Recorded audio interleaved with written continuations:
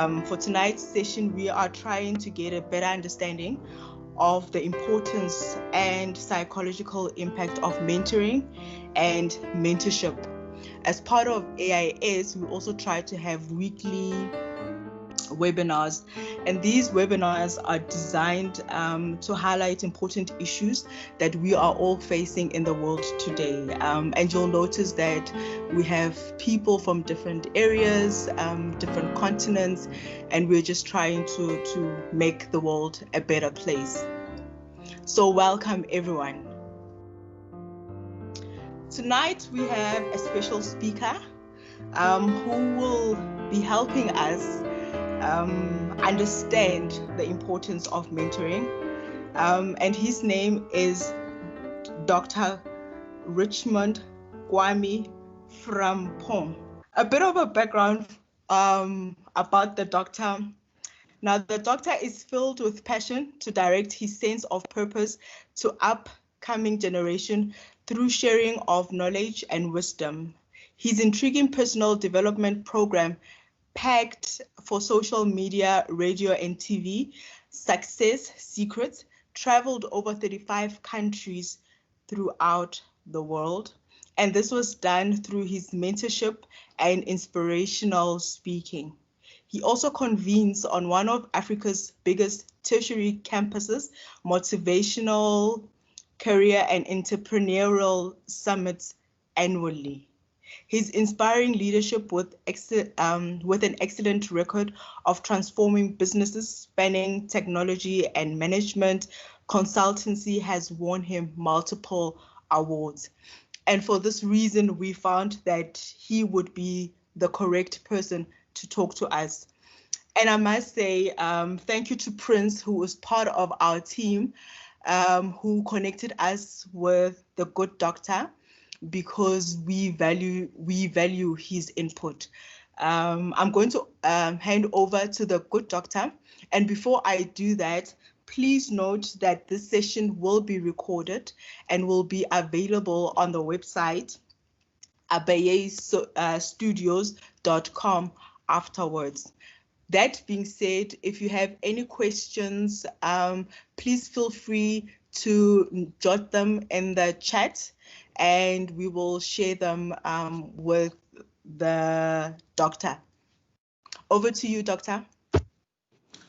All right, thank you, and good evening. I trust everyone can hear me. Yes, loud and clear. Great. So I'm going to be very brief, and then if we can have some time, we can engage in a Q&A session where I can answer probably more questions. But I want to say thank you for the opportunity to also engage on this platform, and I am already excited about this privilege, and I want to thank the leadership of this great institution for making it happen. Now, I was told that I need to talk about mentoring and mentorship. Mentoring and mentorship. If you are listening to me, this is one of the most critical topics that is struggling to find its feet currently in the youth and the life of young people across industries. And so when you get the opportunity to be guided, I think it's very instructive to take note of some of the things I'm going to be sharing. Now, when we say mentorship, mentorship is simply the opportunity to be guided and to be led by somebody who has gone ahead of you in life or in any other area of your life, so that he can guide you not to make errors or not to repeat some of the mistakes he or she might have made earlier, so that you are able to achieve your goals and your dreams for life or in any other area of your life. So mentorship is a critical aspect of leadership. Now, for anybody who is looking forward to why it's important to have mentorship in your life, I'm going to give a scenario so that you can appreciate the essence of mentorship even much more. And this is how I make that analysis. A mentor is just like a feather. So if you know any bird that flies, it is the feather of that bird that gives it the ability to fly. And so when we talk about mentorship, mentorship is equated to feather. And so when you have a mentor, we can say you have a feather. And it is when you have a feather that you can go further in your life. And when you go further, you will notice that your access to the top is never denied. So mentorship does the same thing a feather would do for a bird. Mentorship does the same thing a feather would do for an aeroplane. Again, mentorship is like a ladder. And so you notice that if you want to move from the ground floor of, say, a property or a building to the topmost floor, it's either you use an elevator or you join a ladder and you climb that ladder to the top. So then a ladder gives you access to the top. And it is the same with mentorship. When you have a mentor, you have a ladder and your access to the top is never a struggle. But if you don't subject yourself to the laws of mentorship, then your life is going to be a struggle. Why? Because there is really nothing new under the sun. Everything anybody listening to me would want to achieve in life has been done before. It doesn't matter the area, it doesn't matter the industry. There is always someone who might have gone ahead of you in any area of your life, be it academics, be it business, be it industry, be it talent, be it arts and creativity. Whatever it is you can give a name to, there is somebody who might have done something in that area before. So when you look out for mentorship, you are number one looking for a cheerleader, number two you are looking for a consultant, and number three you are looking for a counselor. So mentorship encapsulates these three C's. So when you get a mentor, you get a consultant who can guide you and give you advice. You get a cheerleader who can inspire you even when the going gets tough. And then you get somebody who is going to become your consultant and counselor. So you get all these things in a mentor. Now, if you are interested in the flights that mentorship gives, then there is a way to handle mentorship. And I'm going to go straight into that. So first and foremost, I'm saying that mentorship is a must-have. Why? Because there is nothing anybody is trying to do in business or in personal life that somebody has not done before. And so a mentor is to look out for that person who has done that thing before, so that number one, he can cheer you on, number two, he can be a consultant to you, and number three, he can be a counselor to you.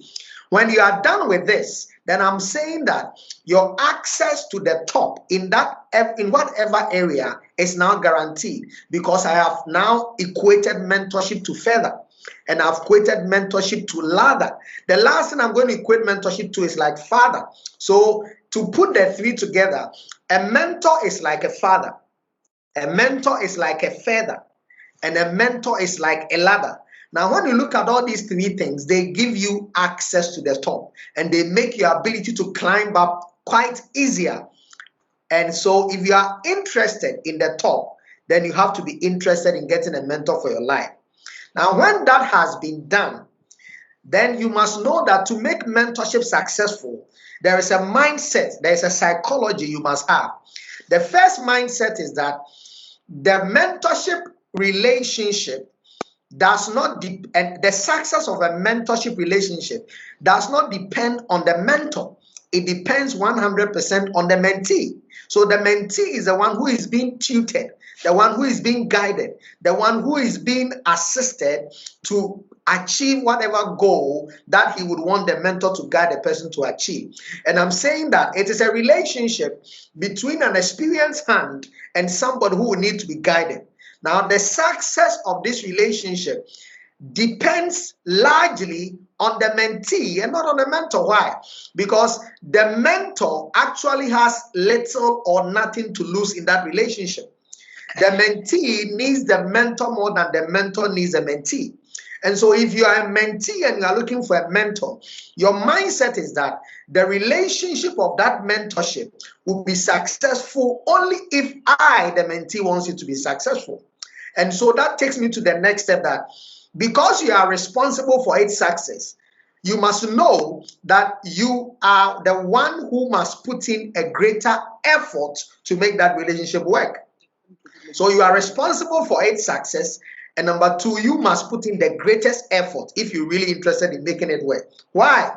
Because you are at the receiving end, not the mentor. The mentee is at the receiving end. And so if it is about time, if it's about resources, if it's about energy, if it's about dedication, if it's about commitment, then the person who must be ready to put in this more than anybody else is a mentee. So your mindset should be that I am responsible for putting in a lot more of any of these things I outlined, more than the mentor. The third mindset you must have, is that you are responsible 100% for the success of the relationship. Why am I saying that? I am saying that because the mentor is likely probably not going to have so much time like you think he has. And so if there is anything around it, it's supposed to come from the mentee. Now, when you have had this mindset, you must go into that relationship, the blueprint. And here, blueprint will mean a plan. So before you engage that mentor into the relationship or the process or the journey of mentorship, you must have a plan. And the plan must have three phases. The plan must have an entry conversation. The plan must have an onboarding conversation. And then the plan must have an exit conversation. So the day you are given an opportunity to engage any mentor, you should be able to express why you think you need that person to become your mentor, so that at the entry into that relationship, you give the mentor a reason why you are the best person to be considered for mentorship.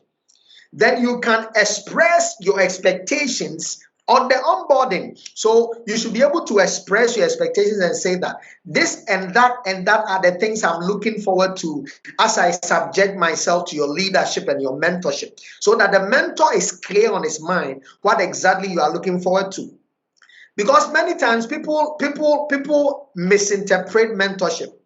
And so when they say, I want you to lead me, or I want you to guide me, or I want you to become my mentor, many people misinterpret it to mean I need you to give me everything I need in life. And so some mentors don't give mentorship because then the mentee becomes a burden. And at a certain point, he's even blamed that he's unable to make provisions of many things, including money, including time, including resources. But you have to now communicate this onboarding plan and let the mentor know that you are there to just serve and to be guided and not to become a burden to the mentor. Then the last part is an exit entry. So you have a plan to communicate to the mentor that this is my plan, that within this period, I should be able to have achieved this on this journey so I can exit. So the mentor knows whether you are in for the short period defined, a medium term, or a long term. So I've talked about three main things up to this point. I have defined what mentorship looks like. I have defined the mindset or the psychology of a mentee and the mentor.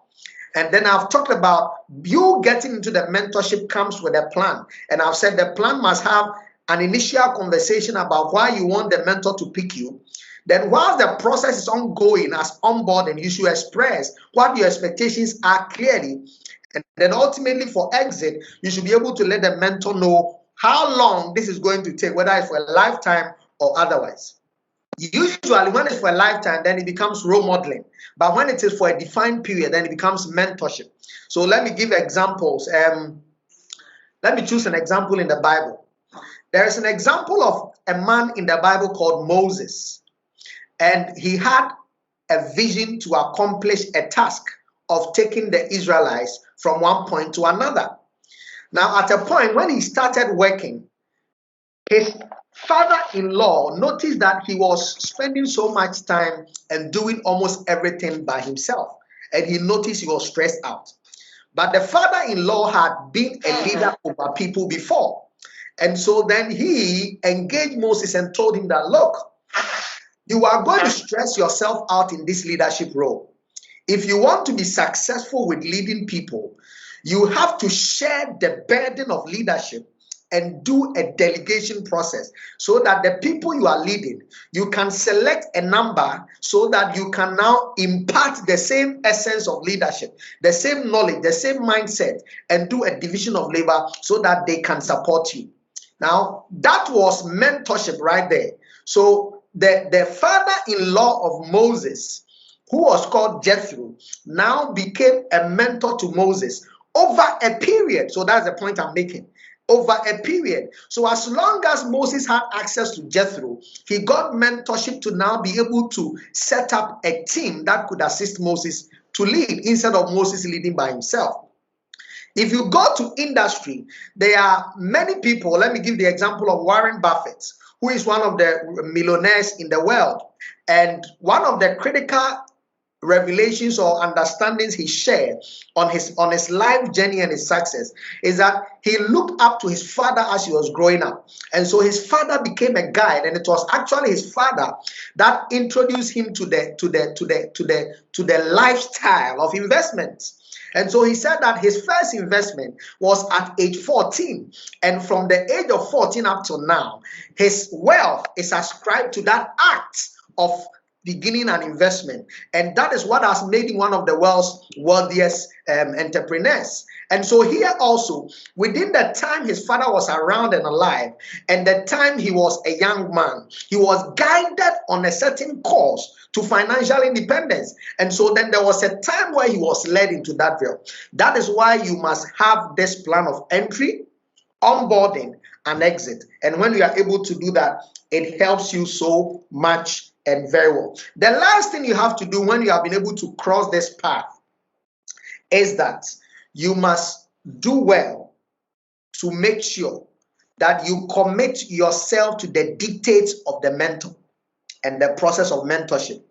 Why? Because mentorship is going to be an instructive session. So let me give an example. If you want to learn how to drive, you can choose to go to a driving school, or you can probably find a way to learn to drive by yourself. But if you want to learn to fly an aeroplane, you have no option than to go to school to become a pilot. Now, when you want to become a pilot, the person that guides you to become a pilot is called an instructor. And when you are in the air, 300,000 miles beyond downstairs or above sea level, you take instructions. You don't do much. You are told what to do and you follow the instructions. Mentorship is like that. You really don't have an option and a choice. You don't negotiate. You are told what to do. And remember, I talked about the 3 C's of mentorship. You get a cheerleader, you get a consultant, and you get a counselor. There is a point where you just take instructions and you commit yourself to apply them to the latter so that you can become successful. And many times, many young people are unable to do that. I have the vision of raising 2 million young people on the continent of Africa by 2030. And my goal is to make them financially independent. Now, anytime anybody wants to join that, this is what I do. I get them into an initial onboarding conversation. And I tell them the things they need to qualify before they join. And many times, out of every 10 people I engage, only one returns back and comes to say, I am able to deliver on the expectations.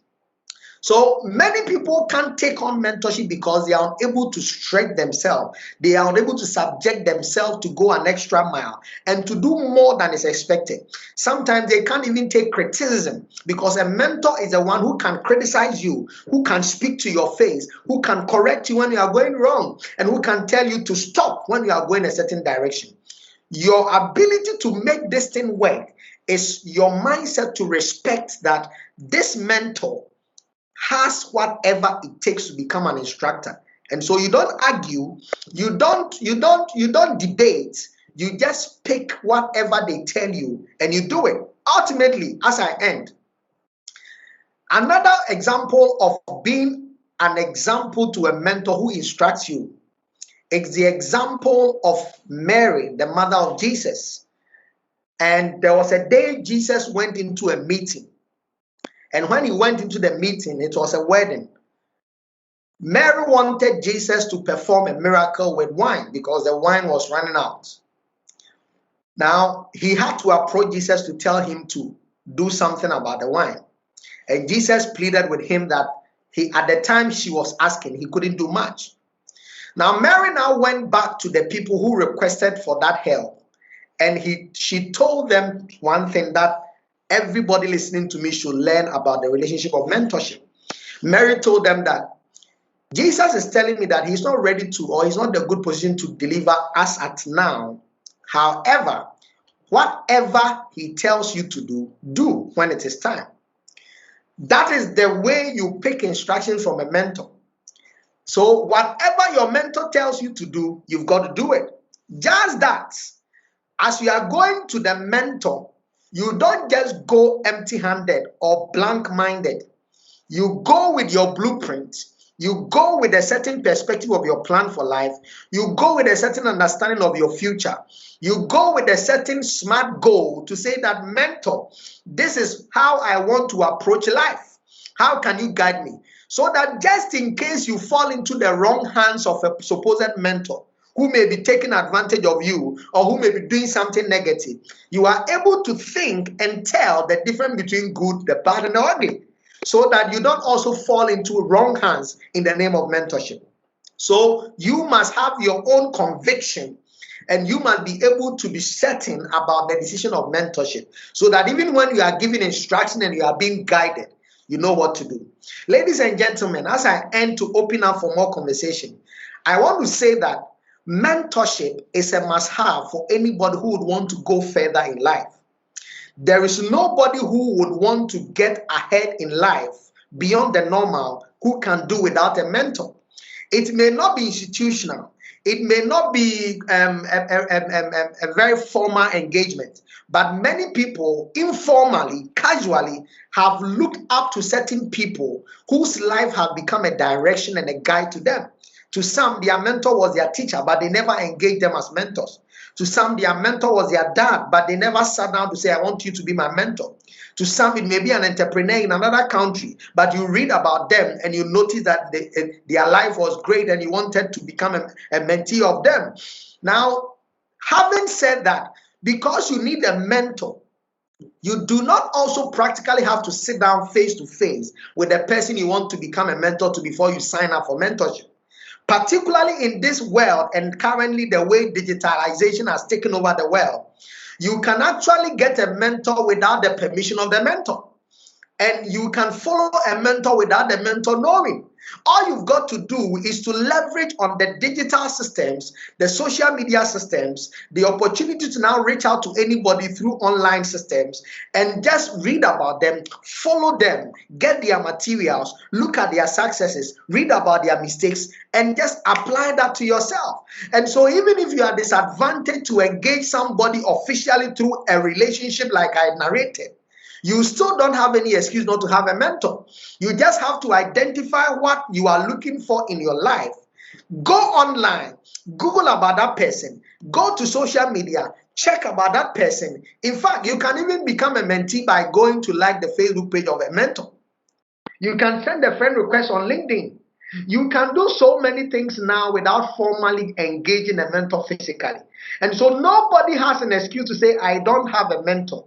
Mentorship is in abundance. You just have to locate the right person through their books, through their YouTube handles, through their social media pages. And when you follow them, you get mentorship. If you get the opportunity to engage them in a formal relationship like I've narrated, that becomes a plus. But I'm saying that your life will be so much different if you get a mentor. And when you do, you get furthest. And when you get furthest, you go further. And when you go further, your access to flight and to the top becomes undenied. Thank you very much. And I'll be open for further questions so I can elaborate more. Thank you. Thank you very much, Dr.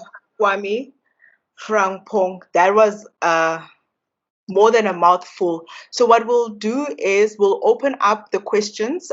So if you want to ask Dr. Kwame any question, please unmute yourself and just introduce yourself just by name and then ask your question. we'll open the floor for questioning. Okay. Hello, I'm Nombuso.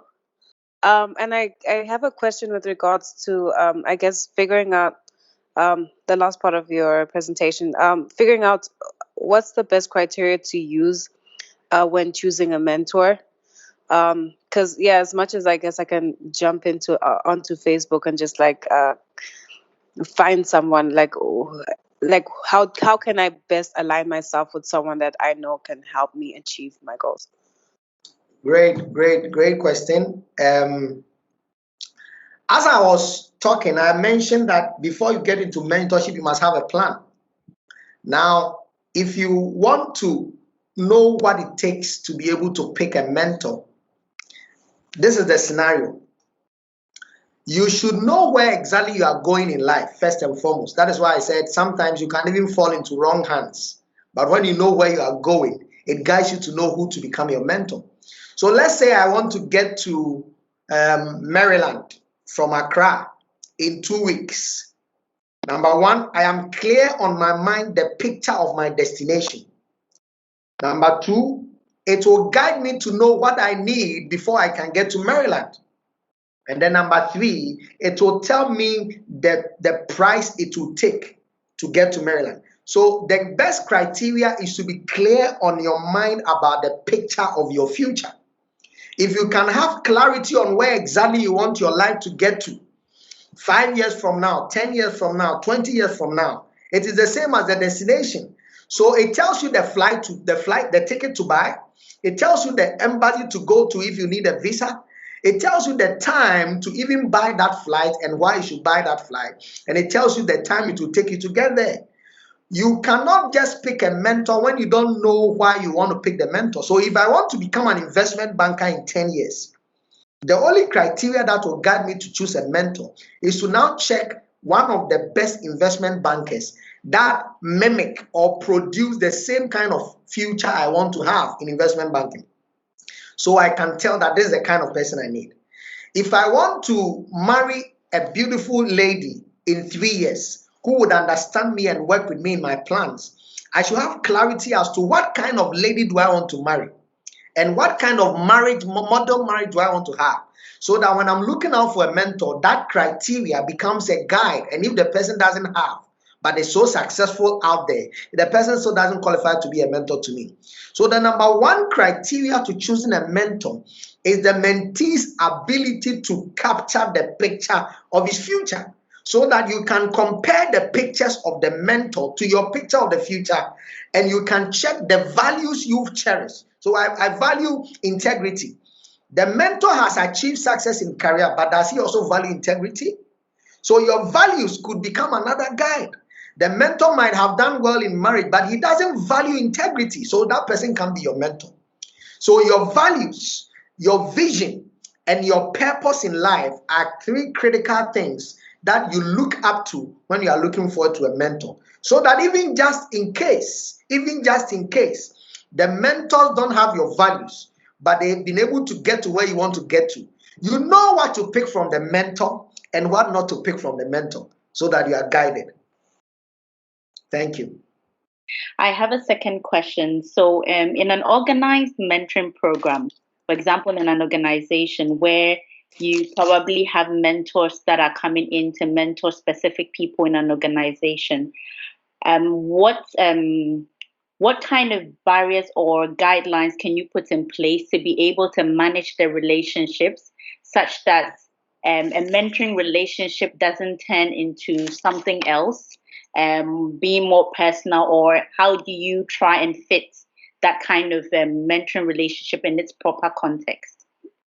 Another very good question. And in a formalized mentorship relationship, I mentioned that you must have a plan before you get in there. And usually the ones that are institutionalized, for the ones I have managed in many multinationals, usually there is even a guiding document on the mentorship relationship and process that is signed to. So there are expectations, there are deliverables, and so the mentor and the mentee clearly know the expectations and the deliverables. So this is what I would say. If those things don't still show up in the formal relationship, Remember, I said that the mentorship relationship and its success depends 100% on the mentee, more than the mentor. So this is what you do. You must clarify your expectations clearly to the mentor on your first engagement as you onboard. So let the mentor know that these are the things I am looking forward to getting as I become a mentor in this journey. You should that is able to help you define the parameters of the mentorship so that a young lady doesn't become a prey in the hands of a man who is looking for a very beautiful young girl in that organization. And now you are locked up and you don't have an exit strategy and you don't have any option. And because your career is at stake, the next moment you see you are somewhere else. The inverse is true. A young guy gets locked up in a leader who is a lady, and he's also got trapped. So be sure to clarify your expectations to the mentor so that you are certain about what your expectations are. And get the mentor to also give you their expectations of what he expects you to do. So you must share your expectations and let them also share the expectations so that the two of you define what success will look like in the mentorship relationship. So at the end of the mentorship relationship, what does success look like to you, the mentee? It should be clearly stated. What does success also look like to the mentor? It should be clearly stated. So that if there are any great definitions of what success looks like in that mentorship journey, you can cross it out from the word go and you can even exit if you think that you are not interested. If the mentor is saying that for me, success will mean that at the end of the period, I should be able to become a side chick, or I should be able to become a boyfriend, or I should be able to I should get something from you. I mean, as I'm going to share my years of experience with you, I expect that you pay me back nicely and show love to me. That may not be part of your expectations. So it guides you as a mentee whether to take it or not to take it. And it should tell you something about that. Number 2, respect the time of the mentor. Respect the time of the mentor so that the mentor can now also respect you. Because even though it is a mentor-mentee relationship, you don't present yourself as if you are helpless and you are just anything. No, you must present yourself in a way that the mentor would even see it as a privilege not to miss the opportunity of mentoring you because you have a great future. If the mentor knows that he is guiding the next biggest corporate entrepreneur in the next 5 years, he would respect you and respect your time as well. If the mentor notices that I'm mentoring the first Black US president right here in this mentorship relationship, he's going to take you a little bit more serious. If the mentor notices that I'm mentoring the next African president who is sitting right in front of me in this gentleman, he's going to take you a little bit more serious. And so respect yourself and respect the mentor in terms of how you utilize your time and resources. And it also helps you. And then ultimately, don't ask for anything that has nothing to do with your future. Don't ask for anything that has nothing to do with your future in that relationship, because you would have defined it. Don't go asking for favors. Don't go asking for money. Don't go asking for promotion. Don't go asking for job changes and job offers in that institution. No. Be sure that any requirement for mentorship is just a guide and it is not a favor that gives you an advantage unnecessarily. When it happens like that, you sell your integrity out and you will not be able to exit your way out. And finally, have a plan. Your plan becomes your map as you navigate the relationship. When you have a map and you know that I'm moving from point A to point B, when you notice that the mentor has taken you outside of the jurisdiction of the map, you will know. But when you don't have a map and you are going and you get to a place outside of the map, you will not know. The moment the time you realize that you are not in that jurisdiction, it might be too late. And so your plan becomes your map, your compass, that helps you to tell whether you are on the right path with the mentor or it is becoming something else, so that you know when to say goodbye and you know when to say let's continue. I pray I've been able to answer you somewhat. Thank you. I wanted to ask a question, and I wanted to get much clarity on one statement you made. You said the success of a of mentoring, 100% depends on the mentee. So even though the mentee needs the mentor more, I want to ask, for any relationship to work, doesn't it have to be two people making an effort? And you saying 100% effort from the mentee, don't you think it's too much to ask for? Well, it appears too much, but it is not. That is a mindset you must have. That is a psychology you must have. Naturally, a lot depends on the mentor, and every good mentor should be looking forward to making sure that the expectations or the deliverables are met to make the person better. But I want the mentee to have a mindset so that the mentee doesn't get offended or doesn't become a person with an entitlement mentality.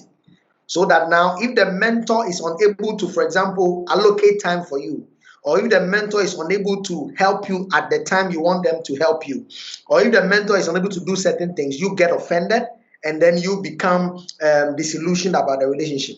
Have the mindset that the success of it depends on you. When you have that mindset, you never get offended. When you have that mindset, you spend your time. When you have that mindset, you go chasing the mentor and you don't lose anything.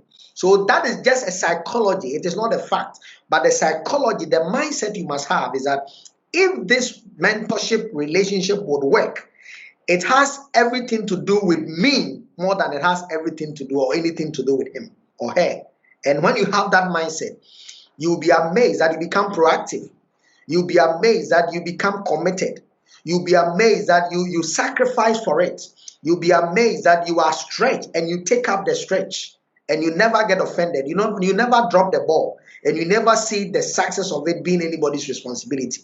When you have that mindset, you become an amazing mentee and you'll be surprised that your mentor will stretch and bend his back for your sake. So this is just a mindset, a psychology you must have so that you know that you lose everything. You have everything to lose and not the mentor.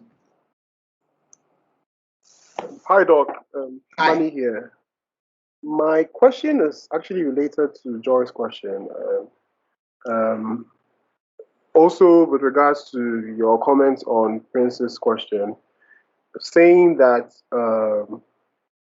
it's 100% the mentee's responsibility to ensure the success of the mentorship, so to speak.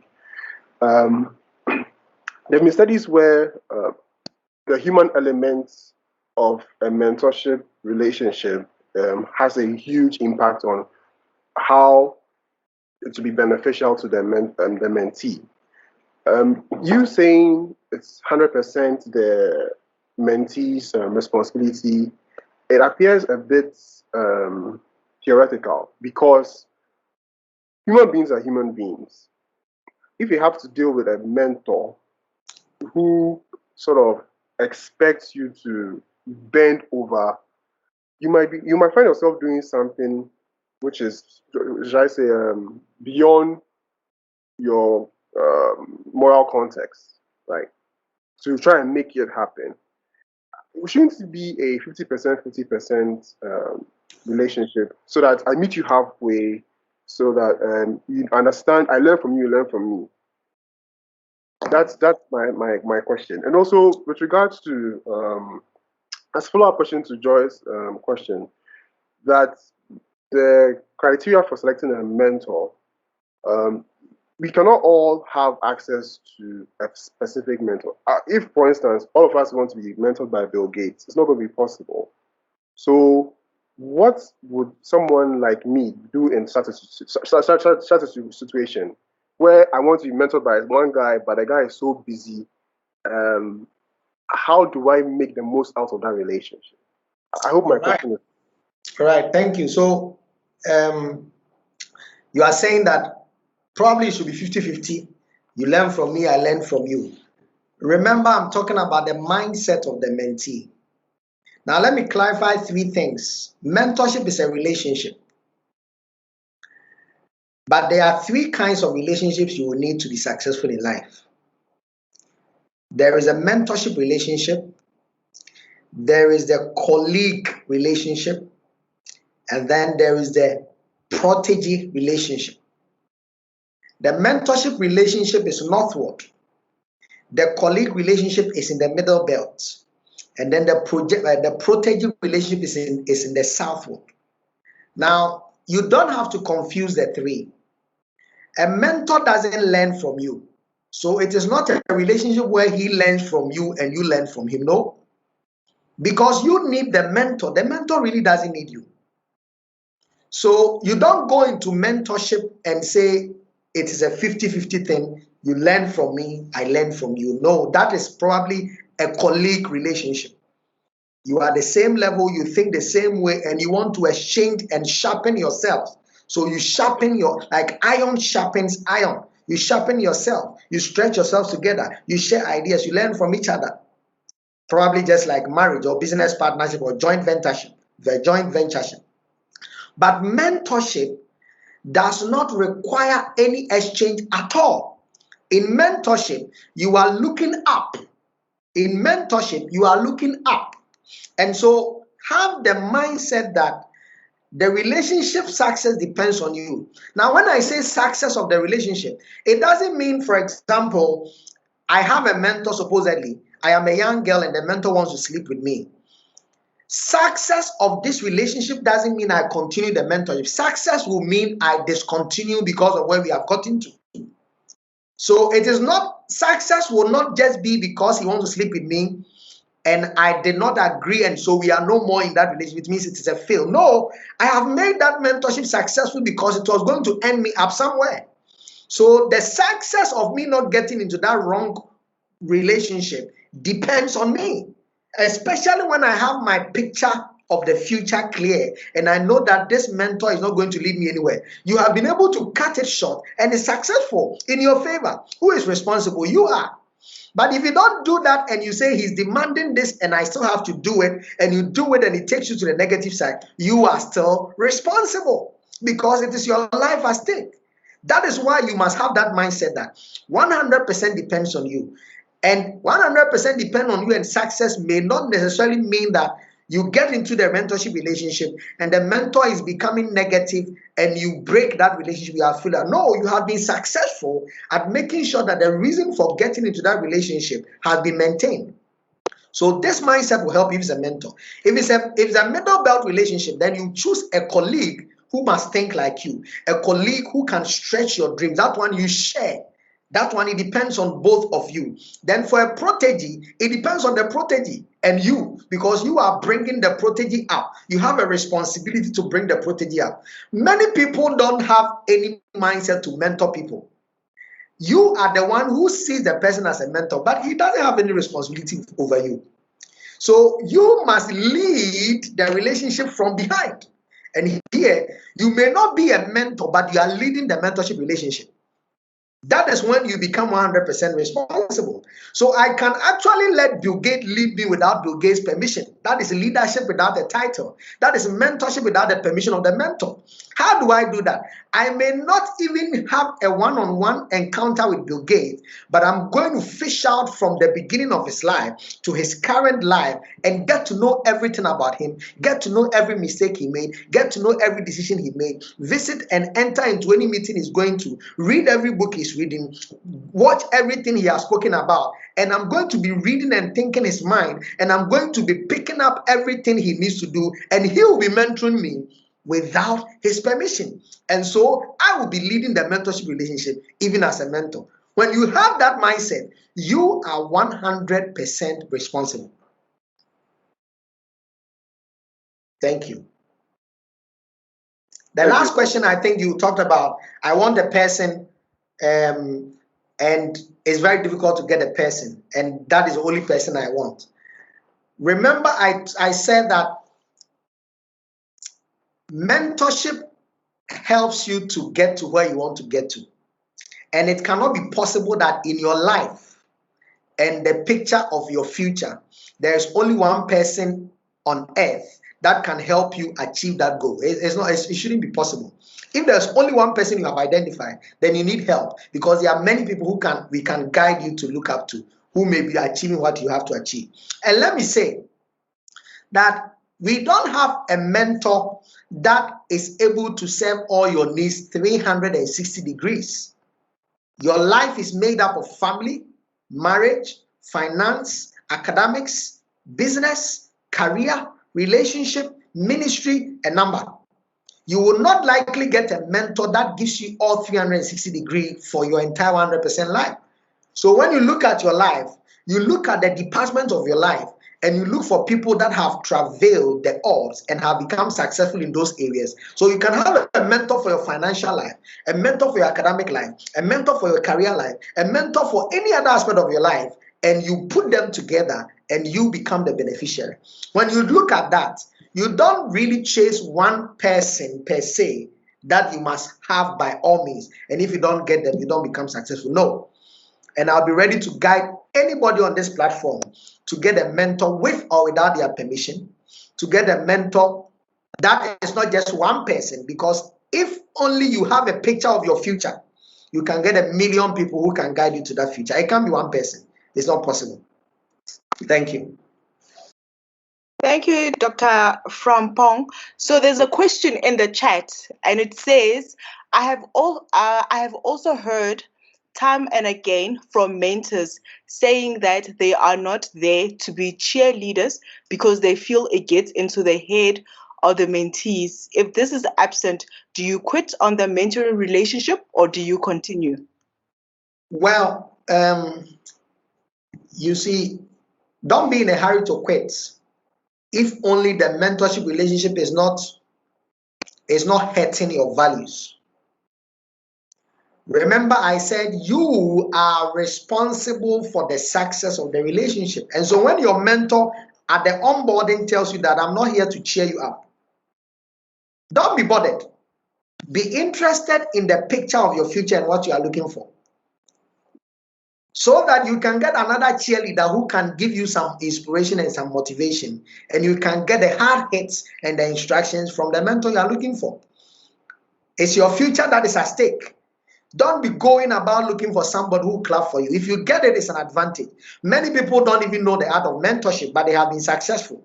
And so they will say they don't need to cheer you up. But a great mentor is supposed to motivate you, inspire you, sometimes even clap for you when you are not doing too well, just so that you can be motivated to thrive.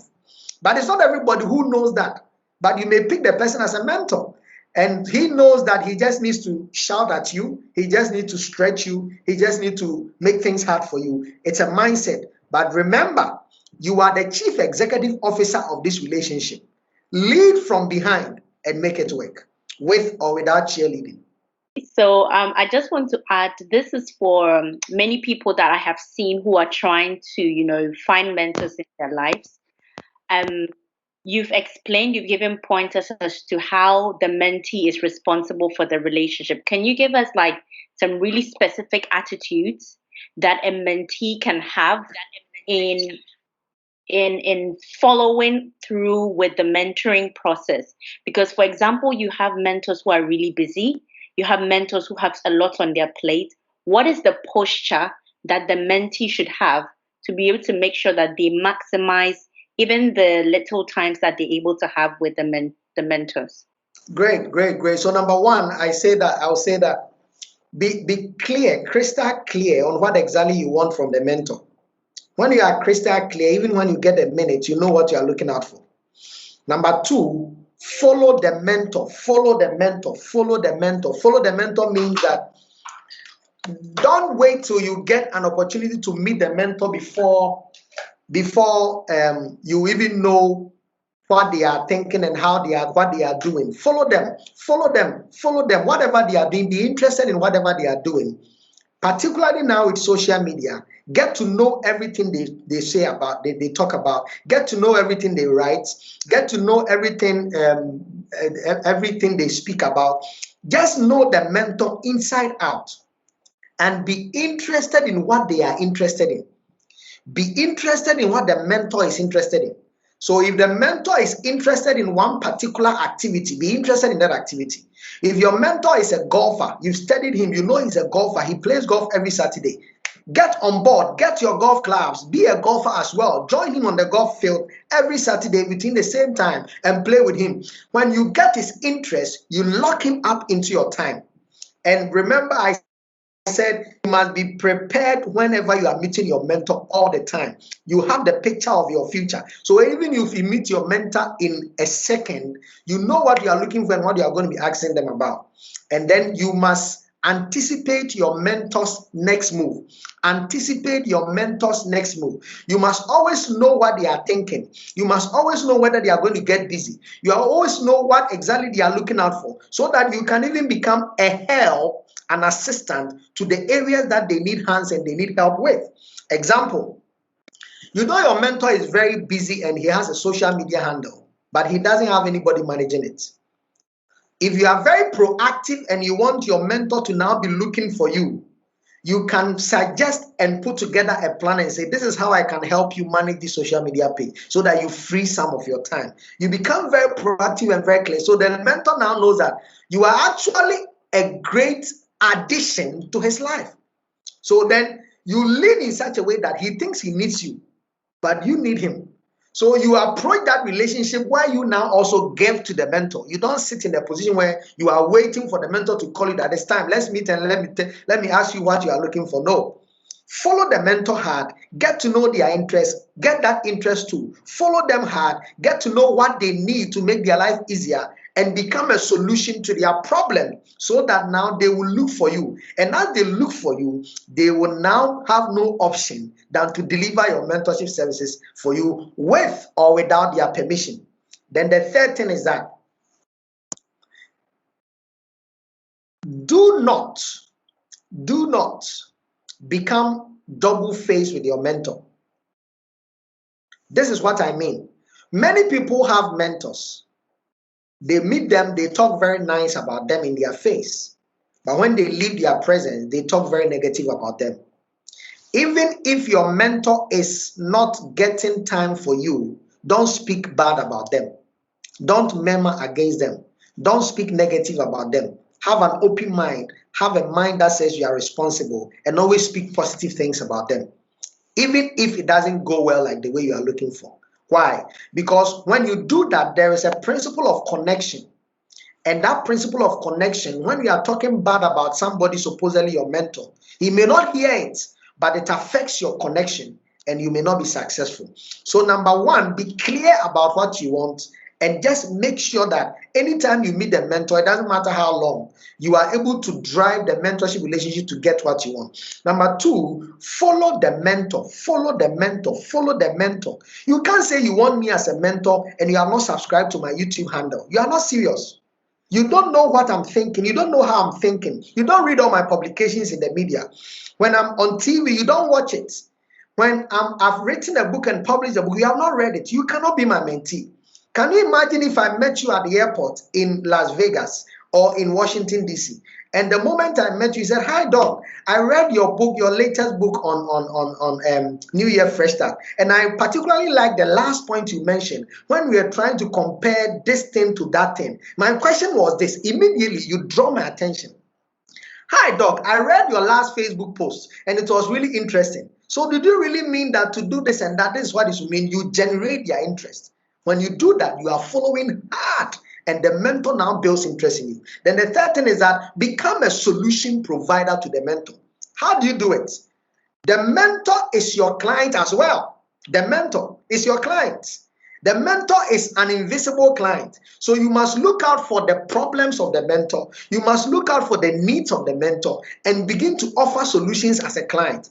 When you get into that position where the mentor sees you as a solutions provider, you get into his inner circle, and anytime he makes you one of the best people he spends time with, and it helps you. And then ultimately, anticipate your mentor's next move. Get to know what they are trying to do. Go ahead with them, think with them, and you'll be amazed how it will help you. And maybe ultimately, like I said, ensure the connection is good. Don't be double-faced with them. Whatever you say when you meet them, say the same thing when they are not there. Whatever you say when you are in front of them, say the same thing. When you meet them and they start talking, when you are in front of your mentor and he start talking, that is not the time you should be checking WhatsApp.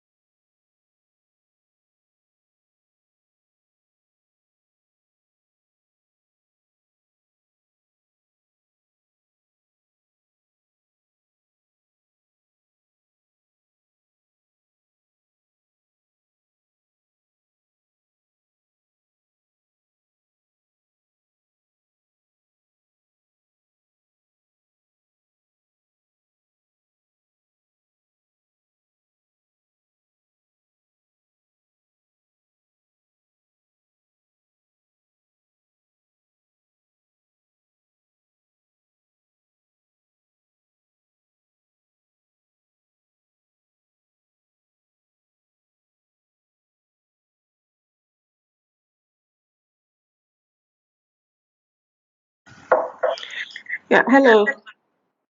Hi. My name is Dennis. I wanted to ask this question. You were saying that in the mentorship relationship, when whatever the mentor tells you to do, you should do, right? I mean, if I got that correct. Well, I qualified it. I said whatever he tells you to do, you do. But remember, you must always have clarity of what you are looking for. So that if a mentor is telling you to do something that doesn't sync with one, your values, two, your future, three, your principles, you don't do it. And you probably have to cut it. And that is also success. Okay. All right. Okay, so I wanted to ask this question. So let me give the scenario. Let's say I wanted to be an investment banker. That is the vision I have. I want to be an investment banker. So I find a mentor who is in investment banking to help me. So along the way, he tells me that I think with your talents, maybe your knowledge, your disposition, you should go into being a lawyer. What do I do? Do I say, okay, I want to be an investment banker, so I will stick with you through the mentorship till I end? Or do I say, because he's not agreeing with me on where I want to go, I'm cutting this mentorship and moving to another investment banker mentor to help me out? Or I take his advice and try to see if I should go into the law thing that he's telling me. Right. Remember, I said a mentor is like a father. Sometimes our fathers are not all right, all right all the time. They don't get it right all the time. It might be the analysis of you, it may be wrong or it may be right. But for you to be able to tell whether the mentor is right or wrong, I said be clear about the picture of your future. You should know that I'm going to Texas. You should know that I'm going to Accra. You should know that I'm going to Lagos. You should be sure about it. And this thing can be seen in purpose and vision. You must be very sure about your mission in life, your purpose in life. If you don't, then that is another matter. Maybe you need to be guided. But usually, before you get into a mentorship relationship, you should be clear on at least your purpose, your mission, your vision, so that the mentor is just guiding you to achieve it. So that if the mentor comes back to give you feedback and say, I think you rather be great being a lawyer, but not an investment banker, you communicate and justify or give the mentor more information, further and better particulars why you think you wanted to do this, so that he is even better at a better position to advise you further, or probably even concede and say, I think so. So that you know that you want to be a lawyer. But are you sure that if you got the opportunity to do anything in life and you'll be paid the same, you'll be a lawyer? Have you answered that question yourself as an example? Because if that is the real conviction, then it doesn't matter what the mentor will say. You would give the mentor a reason to believe in your vision. But if you are not too sure, and the mentor says, look, I think you'll be great, a broadcaster, you'll be great being a journalist. Because you are not sure, you'll probably be weighed and tossed to becoming a journalist and subsequently fail or not be excited about it. So you should have a conviction of your own mission and vision so that you can get the mentor to really appreciate why you think that is why you're supposed to be what you're supposed to be. Sometimes too, because you want to be an investment banker, a good mentor will diagnose why you want to be an investment banker. You probably want to be an investment banker because your best friend is an investment banker. Or as you were growing up, you saw a lot of investment bankers. I have a friend, as he was growing up, one of the things that excited him is a man in suit and tie. And he went to university, did his master's, and all he was looking out for was a job that would make him wear suit and tie and sit in an office where he can look over the glass window and see the car park. That is his mindset. That is all. It had nothing to do with his purpose or vision. So anytime he saw that posture, he thought he wanted to be a banker. Somebody looks at a nurse, and when he looks at the appearance of a nurse, he's just excited. Somebody looks at a doctor and the stethoscope and the respect a doctor has, and he's good in science, he thinks he has to be a doctor. That mindset must be challenged with purpose. Purpose is the original intent of your existence. Purpose is something you would do even if you are not paid to do, and you still be joyful. When you have answered the question of purpose and mission, then you build vision on that. When you have these two things, you would even convince your mentor about your purpose, and he now becomes a conveyor of your purpose and your mission. If you don't have that, you will struggle. So be clear on your picture of the future, be clear on your purpose and vision, so that even if you get to a point where your mentor is misdirecting your steps, you can be guided. Thank you. Thank you. I wanted to ask another one. It's a follow-up to this. Right. You said you have to have purpose and clarity, right? Yes. When we were working on the mentorship project, we had the idea of taking mentorship to people as low as junior high. So I'm asking, being that we need people who have purpose, clarity as to where they are going in future, do you think that people in junior high schools and senior high schools are a bit too young for us to direct mentorship towards? Because Not at now, all. Not at all. Not at all. Actually, mentorship must start from the word go. Even before crèche, even before preschool. So it's a great idea. Just that you need people who are skilled at not imposing purposes that are already cast in stone by looking at the characters and the temperaments of children to misguide them, but people who are going to nurture the existing purposes and get children to discover their own purpose. Because purpose is a creation. Purpose is a discovery. It's not a creation. Purpose is already created. The purpose of this phone is there before it was sold. You just have to discover it. The purpose of the pen is there. So it is the intent of that child is created. Your job as a mentor is to help that child uncover, discover, unveil it. So it is a great idea, just that you must be really skilled at combining the abilities, the talents, the temperament, the personality, the experience of that young child, so that the child can discover their purpose, so that they can tell that this is what I want to become. For vision, you can inspire vision. You can inspire vision that this is my purpose in life, but how far do I want it to go? That is vision. That one you can inspire. That for purpose, you can't do much about it than to help the person discover. So right from that time is great. My first child is she just turned 8, and in our plan, she is supposed to share with the family, my wife and I, her purpose statement on her 10th birthday. And we are guiding her and shepherding her that on her 10th birthday, she will do a PowerPoint presentation to us and say that 2 years from now, this is where my life is getting to, so that she can be guided from age 10. So it is not too early at all. That is what must happen, so that when you get purpose from day one, you are going to be amazing and achieve so much. So it's a good idea. right. Thank you very much, Doug. Thank you. Welcome. Doc, I've got a question for you. Right. So most of the conversations were around mentees. So what happens if I am an individual and I have been asked to be someone's mentor? How would you guide someone in that process? What are the guidelines? What are the characteristics that I need to be aware of as a mentor going to be influencing someone's life? Well, thank you. And this is a very good question. Many people don't ask about the mentor side. If you are listening to me and you have been approached to be a mentor, many times people shy away from the role of mentorship because they really don't know what you are talking about. They don't see what you are seeing in them, and they don't even know how to go about it. So then they will give you excuses. They will not be available. They will say, I'm busy, but they are not really, they can make time for you, but they don't know what you are looking for. You think they are successful, but they don't think they are successful. Why? Because when you get to the football field, it is the goalpost that determine a goal scored or a goal over the bar. But for you to know a goal scored, you must know the definition of the goalpost. Now, a mentor knows his goalpost. A mentee doesn't know his goalpost. So what a mentee will say is a goal scored for the mentor. To the mentor, it's an over the bar.